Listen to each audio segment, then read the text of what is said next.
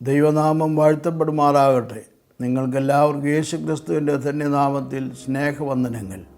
വിശ്വാസ സമൂഹത്തിൽ, പ്രാദേശിക സഭകളിൽ, സഭാവിഭാഗങ്ങളിൽ കാണാതെ പോയ, അവഗണിക്കപ്പെട്ടു പോയ, പിന്മാറിപ്പോയ, ശ്രദ്ധിക്കപ്പെടാത്ത അവസ്ഥയിലായിരുന്ന ഒരു ശേഷിപ്പിനെ, ഒരു പിന്മാറ്റക്കാരെ കണ്ടെത്തുവാനുള്ളതായൊരു മിനിസ്ട്രി വിഷനാണ് നാം ഇതുവരെ ചിന്തിച്ചത്. എന്നാൽ മറ്റൊരു വിഷയം അപ്പോസ്തലനായ പൗലോസ് ഓർമ്മപ്പെടുത്തുന്നുണ്ട്. പൗലോസിൻ്റെ ലേഖനം 2 കൊരിന്ത്യർ 2-ാം അധ്യായത്തിൻ്റെ 12-13 വാക്യങ്ങളിൽ നാം ഇങ്ങനെയാണ് വായിക്കുന്നത്. സുവിശേഷം അറിയിപ്പാൻ ത്രോവാസിൽ വന്നപ്പോൾ കർത്താവിൻ്റെ പ്രവൃത്തിക്കായി എനിക്ക് ഒരു വാതിൽ തുറന്നു കിട്ടിയപ്പോൾ എൻ്റെ സഹോദരനായ തീത്തോസിനെ കാണാഞ്ഞിട്ട് മനസ്സിൽ സ്വസ്ഥതയില്ലാതെ ഞാൻ അവരോട് യാത്ര പറഞ്ഞ് മക്കദോന്യയിലേക്ക് പുറപ്പെട്ടു. ഇത് വളരെ ശ്രദ്ധേയമായ ഒരു കാര്യമാണ്. ശുശ്രൂഷാവേദിയിൽ, ശുശ്രൂഷാ മുഖത്ത് നിറഞ്ഞു നിൽക്കുന്ന ശുശ്രൂഷകന്മാരുടെ ശ്രദ്ധയാണ് ഇവിടെ ഞാൻ ആകർഷിക്കാൻ ആഗ്രഹിക്കുന്നത്. നമുക്കിഷ്ടം പോലെ ശുശ്രൂഷാവേദികളുണ്ട്. ശുശ്രൂഷാവേദികളിൽ നാം നിറസാന്നിധ്യമാണ്. തിരക്കോട് തിരക്ക് നമുക്കുണ്ട്. ഇതിൻ്റെ ഇടയിൽ സംഭവിച്ച ഒരു സംഭവം എൻ്റെ ശ്രദ്ധയിൽപ്പെടുന്നത് ഈ തീത്തോസിനെ കുറിച്ചുള്ള ഭാരം പൗലോസിനുണ്ടായതാണ്. വേല വലിയതാണ്. വേലയ്ക്കുള്ള തുറവികളുണ്ടായിട്ടുണ്ട്. വാതിൽ തുറക്കപ്പെട്ടിട്ടുണ്ട്. പ്രവർത്തനത്തിലുള്ളതായി സാധ്യത കണ്ടിട്ടുണ്ട്. എല്ലാം ശരിയാണെങ്കിലും പൗലോസ് അസ്വസ്ഥനാണ്. കാരണം സഹശുശ്രൂഷകനായ തീത്തോസിനെ കാണാതെ മനസ്സിൽ സ്വസ്ഥതയില്ലായകയാൽ ഞാൻ അവരോട് യാത്ര പറഞ്ഞ് മക്കദോന്യയിലേക്ക് പുറപ്പെട്ടു എന്നാണ്. സഹശുശ്രൂഷകൻ കാണാതായിരിക്കുന്നു. ഇതാണ്, അപ്രത്യക്ഷനായിരിക്കുന്നു. ശുശ്രൂഷാവേദിയിൽ വർഷങ്ങളോളം കൂടെ സഹകരിച്ച് ശുശ്രൂഷിച്ച ആ സഹപ്രവർത്തകനെ കാണാത്തതിൻ്റെ വേദന, ഇത് നമ്മെ വളരെയേറെ ചിന്തിപ്പിക്കേണ്ട മറ്റൊരു വിഷയമാണ്. നമുക്കറിയാം, നാം കണ്ണോടിച്ച് നോക്കുമ്പോൾ, ശ്രദ്ധിച്ച് നോക്കുമ്പോൾ, നമുക്കൊപ്പം നമ്മോടുകൂടെ ശുശ്രൂഷാവേദികളിൽ നിന്ന് ശുശ്രൂഷിച്ചിട്ടുള്ള പല സഹപ്രവർത്തകരും ഇന്ന് നമ്മോടുകൂടെ ഇല്ല. അവരെ ശുശ്രൂഷാവേദിയിൽ കാണാനില്ല. അവരോടൊക്കെ ആയിരിക്കുന്ന അവരെക്കുറിച്ചൊരു ഒന്നും അറിഞ്ഞുകൂടാ. അത് വളരെയേറെ വേദനാജനകമായ അനുഭവമാണ്. പൗലോസിന് അത് സഹിക്കാനാവാത്ത സ്ഥിതിയാണ്. പൗലോസ് മാനസികമായി അസ്വസ്ഥനാണ്, ഭാരപ്പെടുകയാണ്. ഇന്ന് നമുക്ക് നമ്മോടുകൂടെ ദീർഘവർഷങ്ങൾ പരിചയമുള്ള, സഹകരിച്ചിട്ടുള്ള, ഒന്നിച്ച് പ്രവർത്തിച്ചിട്ടുള്ള കൂട്ടുപ്രവർത്തകരെ കൂടെ പോകുവാൻ ഉള്ള മാനസികമായ അസ്വസ്ഥത അനുഭവപ്പെട്ടിട്ടുണ്ടോ? തീത്തോസിനെ കാണാത്തതിൻ്റെ മനസ്സ് ഭാരപ്പെടുന്ന അനുഭവം പൗലോസിനുണ്ടായതുപോലെ നമ്മുടെ കൂട്ടുകാരുടെ, നമ്മുടെ സഹപ്രവർത്തകരുടെ, ശുശ്രൂഷകരുടെ അസാന്നിധ്യം നമ്മെ അസ്വസ്ഥരാക്കുന്നുണ്ടോ? നമുക്ക് ദൈവകൃപയാൽ ശുശ്രൂഷ വേദികളുണ്ട്, അവസരങ്ങളുണ്ട്, വേണ്ടുവോളമുണ്ട്, ധാരാളമുണ്ട്. നമ്മുടെ ഡയറികളെല്ലാം പ്രോഗ്രാം കൊണ്ട് നിറഞ്ഞിരിക്കുകയാണ്. നാം ഓടി ഓടി കിതച്ച് നടക്കുകയാണ് ശുശ്രൂഷകളുടെ പുറകെ, ശുശ്രൂഷയ്ക്ക് വേണ്ടി. പക്ഷേ നമ്മുടെ സഹോദരന്മാർക്ക് എന്ത് സംഭവിച്ചു? എന്തുകൊണ്ട് അവരെ കാണുവാൻ കഴിഞ്ഞില്ല? ഇന്നലെ ഉണ്ടായൊരു അനുഭവം ഞാൻ ഓർപ്പിക്കാം. ഞാൻ ഇവിടെ എനിക്ക് ലഭിച്ചതായ ഒരു മെസ്സേജ്, ഫോണിലെ ഒരു മെസ്സേജ് കേട്ടുകൊണ്ടിരിക്കുകയാണ്. ആ മെസ്സേജ് കേട്ടപ്പോൾ എനിക്ക് വളരെയേറെ സന്തോഷം തോന്നി. ഒരു ചെറുപ്പക്കാരൻ, അദ്ദേഹത്തിൻ്റെ പ്രസംഗം, അത് കേൾക്കേണ്ട പ്രസംഗമാണ്. സഭാചരിത്രം എടുത്തു പറയുന്നു, സാഹിത്യത്തിൻ്റെ പുരോഗതിയെപ്പറ്റി പറയുന്നു, അതിലുള്ള മിഷണറിമാരുടെ പങ്കാളിത്തത്തെപ്പറ്റി പറയുന്നു. തെളിവുകൾ ഉദ്ധരിച്ചാണ് പ്രസംഗിക്കുന്നത്. എത്രമാത്രം ശ്രദ്ധാപൂർവം പ്രസംഗിക്കും. നല്ല മിടുമിടുക്കുള്ള ഒരു ചെറുപ്പക്കാരനാണ്. ആ പ്രസംഗം കേട്ടപ്പോൾ എനിക്ക് പ്രത്യേകം താല്പര്യം തോന്നി. എനിക്കറിയാവുന്നൊരു ചെറുപ്പക്കാരനാണ്. ഞാൻ അദ്ദേഹത്തെ പല പ്രാവശ്യം ടെലിഫോണിൽ കോണ്ടാക്ട് ചെയ്യാൻ ശ്രമിച്ചു. അവർ മറുപടി ഒന്നും തരുന്നില്ല, പ്രതികരിക്കുന്നില്ല. ഞാൻ ആ നിലയിൽ അസ്വസ്ഥനാണ്. എനിക്ക് അവൻ്റെ ഇപ്പോഴത്തെ ഹിസ്റ്ററി അറിയാം. അതാണ് എനിക്ക് വേദനാജനകമായി തോന്നിയത്. ഇപ്പോൾ ഇതിലൊന്നും അവനെ കാണാനില്ല. ഇങ്ങനെയുള്ള വിശ്വാസത്തിൽ നിന്ന്, അതിൻ്റെ സ്ഥൈര്യത്തിൽ നിന്ന്, അതിൻ്റെ ആ മനോഹരമായ അനുഭവത്തിൽ നിന്നെല്ലാം ഈ ചെറുപ്പക്കാരൻ അകന്നു പോയിരിക്കുകയാണ്. എന്തുകൊണ്ട് അവൻ അകന്നുപോയി എന്നുള്ളതിൻ്റെ കാരണങ്ങളും എനിക്ക് വ്യക്തമായി മനസ്സിലാക്കാം. ഞാൻ കാരണമില്ലാത്തതുകൊണ്ടുള്ള ഉടച്ചിലല്ല എനിക്കുള്ളത്. ഏത് കാര്യം ചൊല്ലിയും അവനെ ഒഴിവാക്കണം എന്നുള്ള ചിന്തയോടുകൂടെ പോകുന്ന സമൂഹത്തിൽ അവനെ തിരിച്ചു പിടിക്കണം, ചേർത്ത് നിർത്തണം എന്നുള്ള ചിന്തയാണ് എനിക്കുള്ളത്. ഞങ്ങൾ പല പ്രാവശ്യം ഞാനും എൻ്റെ മിസ്സസും കൂടെ അവനെ വിളിച്ചു, അവൻ്റെ അമ്മയെ വിളിച്ചു, അവൻ്റെ മിസ്സസിനെ വിളിച്ചു. ആരും ഫോൺ എടുക്കുന്നില്ല. എന്നാൽ ഇന്നലെ വൈകുന്നേരം ഏകദേശം രാത്രിയായ സമയത്ത് അവൻ്റെ അമ്മ ഞങ്ങളെ വിളിച്ചു. അപ്പോഴാണ് കഥകളെല്ലാം വ്യക്തമായി മനസ്സിലാക്കിയത്. വളരെ ഭാരം തോന്നി, ദുഃഖം തോന്നി. ഞങ്ങൾ അവർക്ക് വേണ്ടി പ്രാർത്ഥിച്ചു. ഇപ്പോഴും പ്രാർത്ഥിച്ചുകൊണ്ടിരിക്കുകയാണ്. കൂടെ നിന്ന് ശുശ്രൂഷിച്ചുകൊണ്ടിരിക്കുന്ന ഒരു യുവ പ്രസംഗകൻ, അല്ലെങ്കിൽ ആത്മീയ ഊർജം വെളിപ്പെടുത്തുന്ന ഒരു പ്രസംഗകൻ, ഒരു സഹശുശ്രൂഷകൻ, അവനെ കാണാത്തതിൻ്റെ വേദന നമുക്ക് അനുഭവപ്പെടണം. അവനെ കാണാനുള്ളതായ ജാഗ്രതയും താല്പര്യവും നമുക്കുണ്ടാകണം. അതെന്നെ വളരെ അലട്ടുന്ന ഒരു കാര്യമാണ്. ഞാൻ രൂത്തിൻ്റെ ആ മിനിസ്ട്രിയെ പറ്റി പഠിക്കുകയോ ചിന്തിക്കുകയോ ധ്യാനിക്കുകയോ അതിനെക്കുറിച്ചുള്ള ഗ്രഹപാഠങ്ങൾ നടത്തുകയോ ചെയ്യുമ്പോൾ തന്നെ ശുശ്രൂഷകന്മാരെ കാണാതായിട്ട് വർഷങ്ങളായിട്ടും കാണാൻ കഴിഞ്ഞില്ലല്ലോ എന്നുള്ള ദുഃഖം അത് എൻ്റെ മനസ്സിലൊരു മിനിസ്ട്രിയായിട്ട് രൂപം കൊള്ളുകയാണ്. അങ്ങനെയുള്ള ആളുകൾക്ക് വേണ്ടി നാം പ്രാർത്ഥിക്കണം. അവരെ ദൈവഭാഗത്തേക്ക് മടക്കി കൊണ്ടുവരണം, ശുശ്രൂഷ വേദിയിലേക്ക് മടക്കി കൊണ്ടുവരണം. ഇന്ന് നമ്മുടെ സമൂഹത്തിൽ ഈ നിലയിലുള്ളതായി കൊഴിഞ്ഞുപോക്ക് ധാരാളം സംഭവിച്ചുകൊണ്ടിരിക്കുകയാണ്. വൈദിക സെമിനാരികളുമായി എനിക്ക് വളരെ അടുത്ത ബന്ധമുണ്ട്. എനിക്ക് മനസ്സിലാക്കാൻ സാധിക്കുന്നൊരു കാര്യം, വൈദിക സെമിനാരികളിൽ നിന്ന് ഡിഗ്രി എടുത്ത്, അഭിമാനകരമായ ഡിഗ്രി എടുത്ത്, തിയോളജിയിൽ ഡിഗ്രി എടുത്ത് വൈദിക സെമിനാരി വിട്ട് യേശു ക്രിസ്തുവിൻ്റെ സുവിശേഷ വേലയിൽ, ആ ഫീൽഡിൽ, ആ മിഷൻ ഫീൽഡിൽ നിന്ന് കർത്താവിന് വേണ്ടി പ്രയത്നിക്കേണ്ട ആളുകൾ വേലസ്ഥലത്തേക്ക് വരാതെ പാതി വഴിയിൽ കാര്യങ്ങളെല്ലാം അവസാനിപ്പിച്ച് വേറെ വഴിയിലേക്ക് കടന്നു പോവുകയാണ്. അങ്ങനെ പലരെയും എനിക്ക് കാണുവാൻ, മനസ്സിലാക്കുവാൻ സാധിച്ചിട്ടുണ്ട്. എനിക്കറിയാം, ഒരു വിദ്യാർത്ഥിക്ക് ഒരു തിയോളജിക്കൽ സെമിനാരിയിൽ അഡ്മിഷൻ കിട്ടണമെന്നുണ്ടെങ്കിൽ എന്തുമാത്രം ബന്ധപ്പെടണം, അതിന് മനസ്സുണ്ടാകണം. ചിലടത്താണെങ്കിൽ പണവും മുടക്കണം. ഇതൊക്കെ ചെയ്തിട്ട് കഠിനമായ പ്രയത്നങ്ങളിലൂടെ BTHും GTHും അല്ലെങ്കിൽ MDയും ഡോക്ടറേറ്റും ഒക്കെ എടുത്ത് മാന്യമായ നിലയിൽ അതിൽ നിന്നുള്ളതായ ബിരുദങ്ങൾ, പത്രങ്ങൾ ലഭിച്ച് സെമിനാരി വിട്ട് വരുന്നയാൾ നേരെ പോകേണ്ടത് ഫീൽഡിലേക്കാണ്, വയലിലേക്കാണ്. എന്നാൽ അയാൾ വയലിൽ ചെല്ലുന്നില്ല, വേറെ വഴിയായിട്ട് പോവുകയാണ്. സമൂഹത്തിന് സംഭവിക്കുന്നൊരു വലിയ കഷ്ടമാണ്, നഷ്ടമാണത്. അവിടെ തരിശു കിടക്കുകയാണ് ആ ഫീൽഡ്. അവിടേക്ക് ആളുകൾ ചെല്ലുന്നില്ല. അവർ പാതി വഴിയിൽ അവിടെ ദർശനം കളഞ്ഞു കുളിച്ച് മുൻപോട്ട് പോവുകയാണ്. പൗലോസിൻ്റെ ഒരു വാക്ക് ഞാൻ പലപ്പോഴും ഓർക്കാറുണ്ട്. പൗലോസ് പറഞ്ഞു, എനിക്ക് വേണ്ടിയുള്ള ദൈവത്തിൻ്റെ കൃപ വൃഥാവായി പോയിട്ടില്ല. അതാണ് ഒരു ചാൻസ് ദൈവം നമുക്ക് തന്നു, വേദപഠനത്തിന് വേണ്ടിയുള്ള ചാൻസ്, ബിരുദം ലഭിക്കുവാനുള്ളതായ ചാൻസ്, തിയോളജി പഠിക്കുവാനുള്ളതായ ചാൻസ്, ക്രിസ്റ്റോളജി പഠിക്കുവാനുള്ളതായ ചാൻസ്, മിഷിയോളജി പഠിക്കുവാനുള്ളതായ ചാൻസ് ദൈവം നമുക്ക് തന്നു. അതിനുവേണ്ട അനുകൂലമായ സാഹചര്യങ്ങളെല്ലാം ക്രമീകരിച്ച് വെച്ചു. കഠിനമായ പ്രയത്നമാണ് വൈദിക പഠനം, വേദപഠനം എന്ന് പറയുന്നത്. ചെറിയ കാര്യമൊന്നുമല്ല. അതെല്ലാം പഠിച്ചു. പ്രൊഫസർമാർ നമ്മെ പഠിപ്പിച്ചു, ഫാക്കൽറ്റികൾ നമ്മെ പഠിപ്പിച്ചു, നമുക്ക് ബിരുദവും കിട്ടി. പക്ഷേ നാം വയലിൽ ചെല്ലുന്നില്ല. ആ വയൽ ശൂന്യമായി കിടക്കുകയാണ്. അപ്പോൾ നമ്മെ ഉദ്ദേശിച്ചിട്ടുള്ളത് ആ ദൈവത്തിൻ്റെ കൃപയുടെ പുറകിൽ ഒരു വലിയ പദ്ധതി ദൈവത്തിനുണ്ട്.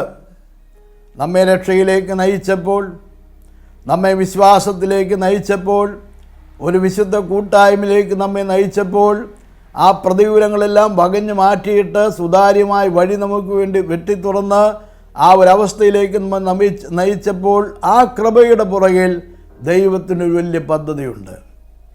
പൗലോസ് അത് മനസ്സിലാക്കിയിട്ട് പറയുകയാണ്, എൻ്റെ മേൽ ചൊരിഞ്ഞ ദൈവത്തിൻ്റെ കൃപ പാഴായിപ്പോയില്ല, വൃഥായിപ്പോയില്ല. അത് ഏറ്റവും മനോഹരമായ നിലയിൽ അത് നിലനിന്നു എന്ന് പൗലോസ് അവകാശപ്പെടുകയാണ്. വാത്സല്യമുള്ളവരെ നമുക്കും അത് അവകാശപ്പെടുവാനായിട്ട് സാധിക്കണം. കൃപദാനമാണ്, സൗജന്യമാണ്. ഒരു വിലയും കൊടുക്കേണ്ട ആവശ്യമില്ല, ഒരു പ്രതിഫലവും തിരിച്ചു കൊടുക്കേണ്ട ആവശ്യമില്ല. അത് സൗജന്യമായി ദാനമായി ദൈവം നമുക്ക് നൽകിയതാണ്. ചോദിക്കുന്നവർക്കെല്ലാം ലഭിക്കുന്നുണ്ട്, ഇഷ്ടംപോലെ ലഭിക്കുന്നുണ്ട്. കൃപയ്ക്ക് മേൽ കൃപ എന്നൊരു വാക്കാണ് അവിടെ കാണാൻ സാധിക്കുക. ചെറിയ ലെവലിലുള്ള കൃപയല്ല, ലെവൽ മാറി ഉന്നതമായ നിലയിൽ കൃപയ്ക്ക് മേൽ കൃപയാണ് നമുക്ക് ലഭിക്കുന്നത്. അതിൻ്റെ പുറകിൽ ദൈവത്തിന് പദ്ധതിയുണ്ടായിരുന്നു. അതിനുവേണ്ടിയാണ് ഈ കൃപ നമുക്ക് നൽകുന്നത്. നമുക്ക് വേദ പഠനം തന്നത്, ജ്ഞാനം തന്നത്, ശുശ്രൂഷ വേദികൾ ഒരുക്കി തന്നത്, അനുകൂലമായ സാഹചര്യങ്ങൾ തന്നെല്ലാം അതിൻ്റെ പുറകിൽ വ്യാപരിക്കുന്ന ഒരു ശക്തിയാണ്. കൃപയുടെ പുറകിലുള്ള ശക്തിയാണ്, കൃപയോടൊപ്പം ലഭിക്കുന്ന ശക്തിയാണ്. ആ കൃപ നാം പാഴാക്കിക്കളഞ്ഞു എന്ന് വരുമ്പോൾ അത് വളരെയേറെ ദുഃഖകരമായ സങ്കടകരമായ കാര്യമാണ്. അതുകൊണ്ട് ഒരു വിഷൻ നമുക്ക് ലഭിച്ചിട്ടുണ്ടെങ്കിൽ അത് നാം പൂർത്തിയാക്കണം, അഭിമാനത്തോടെ പൂർത്തിയാക്കണം, സന്തോഷത്തോടെ പൂർത്തിയാക്കണം. ദൈവം എൻ്റെ മേൽ ചൊരിഞ്ഞ കൃപ ഞാൻ പാഴാക്കിക്കളഞ്ഞില്ല, അത് വെറുതെ ആയിപ്പോയില്ല, ഞാൻ ദൈവത്തിൻ്റെ നാമത്തിന് വേണ്ടി നിലകൊണ്ടു എന്ന് ഈ മിഷൻ ഫീൽഡിൽ നിന്ന് പറയുവാൻ നമ്മെക്കൊണ്ട് സാധിക്കണം. അത് പൗലോസ് പറഞ്ഞത് എന്നെ വളരെയേറെ ആത്മീയമായി ആവേശം കൊള്ളിക്കുന്നുണ്ട്. പൗലോസ് പറഞ്ഞത് ഞാൻ നല്ലപോലെ പൊരുതു എന്നാണ്. ഞാൻ മുമ്പ് ആ കാര്യം പറഞ്ഞിട്ടുണ്ട്. ഓട്ടം തികച്ചു, വിശ്വാസം കാത്തു. അദ്ദേഹം പറയുകയാണ്, ഇനി നീതിക്കുള്ള കിരീടം, നീതിയുടെ കിരീടം എനിക്ക് ലഭിക്കും. കർത്താവായ യേശുക്രിസ്തു വേലയുടെ നാഥനാണ്, മിഷൻ ഫീൽഡിൻ്റെ മാസ്റ്റർ, അതിൻ്റെ ഡയറക്ടർ നമ്മുടെ കർത്താവായ യേശുക്രിസ്തുവാണ്. ശ്രേഷ്ഠ ഇടയനാണ്. ആ ശ്രേഷ്ഠ ഇടയൻ പ്രത്യക്ഷപ്പെടും. അതാണ് നമ്മുടെ വിശ്വാസത്തിൻ്റെ ഓപ്റ്റിമം പോയിൻ്റ് എന്ന് പറയുന്നത്. അതിൻ്റെ ടോപ്പ് ലെവൽ അതാണ്. നമ്മുടെ വിശ്വാസത്തിൽ നമ്മുടെ പ്രത്യാശയും പ്രതീക്ഷയും അതാണ്. ലോകമെമ്പാടുള്ള പീഡിത സമൂഹം, ക്രൈസ്തവ സമൂഹം ഒന്നടങ്കം ഉറ്റുനോക്കുന്നത്, പ്രതീക്ഷയുടെ ഉറ്റുനോക്കുന്നത് നമ്മുടെ കർത്താവായ യേശുക്രിസ്തുവിൻ്റെ രണ്ടാം വരവാണ്, മടങ്ങി വരവാണ്. അപ്പോൾ നമുക്കറിയാം പശ്ചിമേഷ്യയിൽ എന്താ സംഭവിക്കുന്നത്, ഇസ്രായേലുമായി ബന്ധപ്പെട്ട് എന്താ സംഭവിക്കുന്നത്, മറ്റ് രാജ്യങ്ങളുമായി ബന്ധപ്പെട്ട് എന്താ സംഭവിക്കുന്നത്, നാളെ എന്താ ലോകത്തിന് സംഭവിക്കാൻ പോകുന്നത്. ഒരു യുദ്ധഭീതിയിലാണ് വാസ്തവത്തിൽ ലോകം നിൽക്കുന്നത്. ഇതെല്ലാം സുവിശേഷങ്ങളിൽ രേഖപ്പെടുത്തിയിട്ടുണ്ട്. നാളെ എന്ത് സംഭവിക്കും, വാട്ട് ഈസ് നെക്സ്റ്റ്, ആളുകളുടെ ചിന്താവിഷയമാണ്, ആകുല ചിന്തയാണ്. ഈ വാട്ട് നെക്സ്റ്റ്, ലോകം ഒരു മൂന്നാം മഹാലോകത്തിലേക്ക്, യുദ്ധത്തിലേക്ക് പോവുകയാണോ? ആളുകൾ ആശങ്കപ്പെടുന്നുണ്ട്. സംഭവിക്കാനുള്ളതെല്ലാം സംഭവിക്കും, അത് സംഭവിക്കും, അത് സംഭവിക്കും. എന്നാൽ മറ്റൊരു കാര്യം, ഇതിനെല്ലാം അപ്പുറത്ത് മറ്റൊന്നുണ്ട്, സംഭവിക്കാനിരിക്കുന്ന മറ്റൊന്നുണ്ട്, ഭാവിയിൽ സംഭവിക്കാനിരിക്കുന്ന മറ്റൊന്നുണ്ട്. അത് യേശുക്രിസ്തുവിൻ്റെ രണ്ടാമത്തെ വരവാണ്. അവൻ മേഘത്തേരിൽ പ്രത്യക്ഷനാകാൻ പോവുകയാണ്. യേശു വരും. അത് ജനത്തിൻ്റെ, വിശ്വാസമുള്ള ജനത്തിൻ്റെ, സഭയുടെ പ്രതീക്ഷയും പ്രത്യാശയുമാണ്. യേശു എന്തിനാണ് വരുന്നത്? യേശുവിൻ്റെ പ്രത്യക്ഷത കൊണ്ട് സംഭവിക്കുന്ന വേറൊരു കാര്യമുണ്ട്. അത് റാപ്ചറാണ്, ഉൽപ്രാപണമാണ്. കർത്താവിന് വേണ്ടി കാത്തിരിക്കുന്ന, ഒരുങ്ങിക്കാത്തിരിക്കുന്ന തൻ്റെ കാന്തയെ, സഭയെ ചേർക്കുവാൻ വേണ്ടിയാണ് കർത്താവായ യേശുക്രിസ്തു വരുന്നത്. അതാണ് നമ്മുടെ വിശ്വാസത്തിൻ്റെ ഓപ്റ്റിമം പോയിൻ്റ് എന്ന് പറയുന്നത്. അത് നമുക്ക് സാധ്യമാക്കണം. ആ ഒരു പ്രതീക്ഷയിൽ നിന്നോ പ്രത്യാശയിൽ നിന്നോ ആർക്കും, ഒരു ശക്തിക്കും, ഒരു ഇവൻറ്റിനും, ഒരു സംഭവത്തിനും, ഒരു ഭീഷണിക്കും, ഒരു വെല്ലുവിളിക്കും നമ്മെ പിന്തിരിപ്പിക്കുവാനായിട്ട് സാധ്യമല്ല. പൗലോസ് പറയുന്നത് ഇങ്ങനെയാണ്, യേശുക്രിസ്തുവിൻ്റെ സ്നേഹത്തിൽ നിന്ന് ആർക്ക് എന്നെ പിന്തിരിപ്പിക്കുവാൻ സാധിക്കും? ആർക്കും സാധ്യമല്ല, ഒന്നിനും സാധ്യമല്ല എന്നാണ് എൻ്റെ ഉത്തരം. അദ്ദേഹം വളരെ ബലത്തോടെ നിൽക്കുകയാണ്. തന്നിൽ വ്യാപരിച്ച, തന്നിൽ പകർന്ന ആ കൃപയുടെ പ്രാധാന്യമാണ്, പ്രസക്തിയാണ്, അതിൻ്റെ ശക്തിയാണ് അവിടെ തെളിയിക്കപ്പെട്ടത്. അദ്ദേഹത്തിന് ഒരു ഉപനിധിയുണ്ട്. യേശുക്രിസ്തുവിൻ്റെ പ്രത്യക്ഷതയിൽ തനിക്ക് ലഭിക്കുന്ന ഒരു റിവാർഡുണ്ട്, ഒരു അവാർഡുണ്ട്. അത് ലോകം നമുക്ക് തരുന്ന അവാർഡുകളേക്കാൾ ശ്രേഷ്ഠമായത്. ആ കിരീടം പൗലോസ് പ്രതീക്ഷിക്കുക. അവൻ്റെ പ്രാഗൽഭ്യതാണ്, അദ്ദേഹത്തിൻ്റെ മഹത്തായ ശ്രേഷ്ഠമായ പ്രാഗൽഭ്യതാണ്.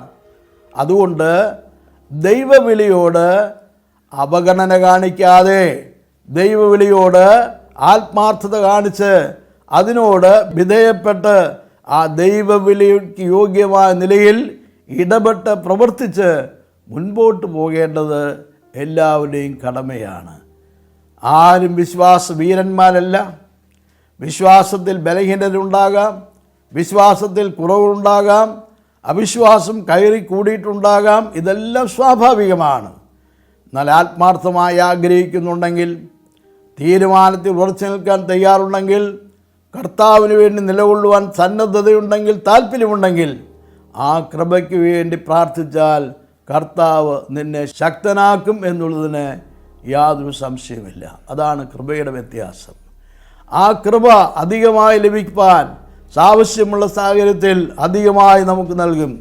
പോരാട്ടത്തെ അഭിമുഖീകരിക്കാനുള്ളതായ ആത്മീയ പോരാട്ട വീര്യം നമുക്ക് ലഭിക്കുന്നത് ദൈവത്തിൻ്റെ കൃപയിലാണ്.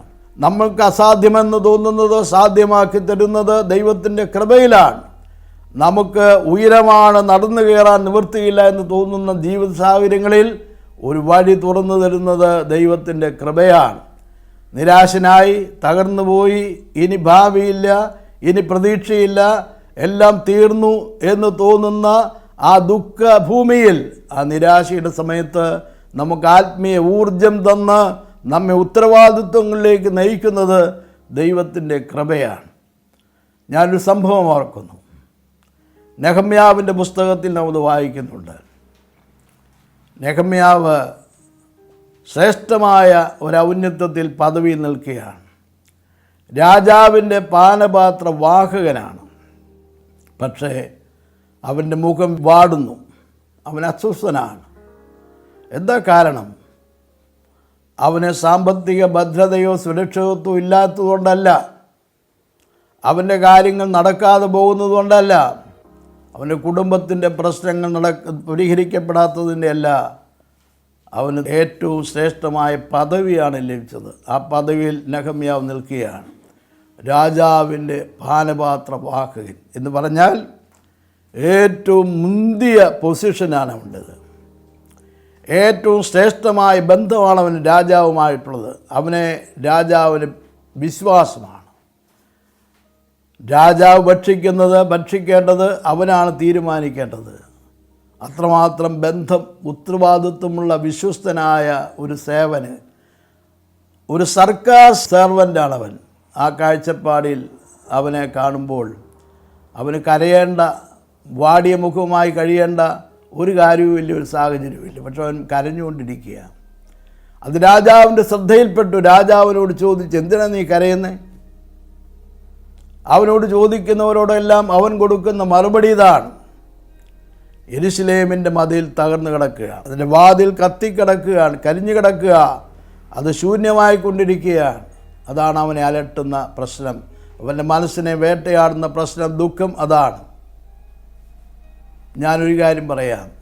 ഇന്ന് നമ്മളെല്ലാം ഓരോരോ പൊസിഷനിൽ ചെന്ന് നിൽക്കുകയാണ്.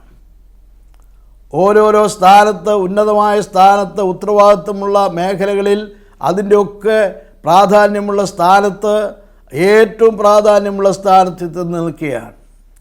ഒരു അത്യാവശ്യ കാര്യം ഒന്ന് വെളിപ്പെടുത്താൻ വേണ്ടി ഞാനൊരു ചെറിയ ഒരു അതിർരേഖ ഉണ്ടാക്കുകയാണെങ്കിൽ, ഗവൺമെൻറ് സർവൻസ് ഉണ്ട്.